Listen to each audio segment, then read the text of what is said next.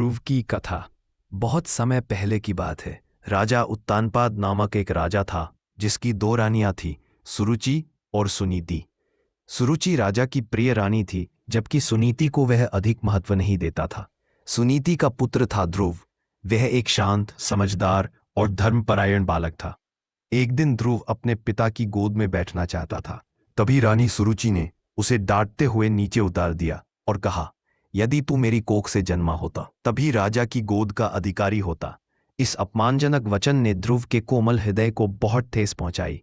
वह रोता हुआ अपनी मां सुनीति के पास पहुंचा और सब कुछ बताया। मां सुनीति ने उसे सांत्वना दी और कहा, बेटा मत दुखी हो, भगवान विष्णु सबसे बड़े राजा हैं। यदि तुम उन्हें पा सके तो तुझसे बड़ा कोई नहीं होगा। यह सुनकर मात्र 5 वर्ष का ध्रुव दृढ़ संकल्प के साथ वन की ओर चल पड़ा। भगवान विष्णु की प्राप्ति के लिए तप करने वन में उसे नारद मुनि मिले। नारद ने उसे बहुत समझाया कि तू बहुत छोटा है, घर लौट चल, लेकिन ध्रुव अपने संकल्प पर रहा।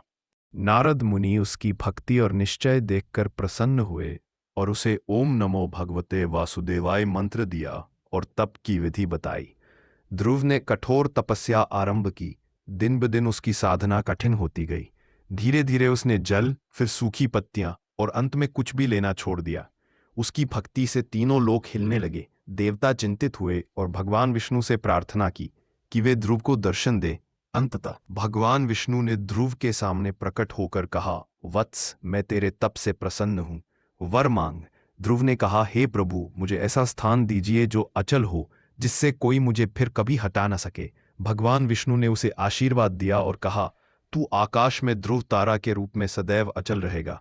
ध्रुव लौटा तो राजा और पूरे राज्य ने उसका स्वागत किया। बाद में वह एक महान और धर्मप्रिय राजा बना। कथा का सार, सच्ची भक्ति और दृढ़ निश्चय से ईश्वर भी प्रसन्न होते हैं। ध्रुव जैसा संकल्प अगर हो तो बालक भी ब्रह्म को प्राप्त कर सकता है।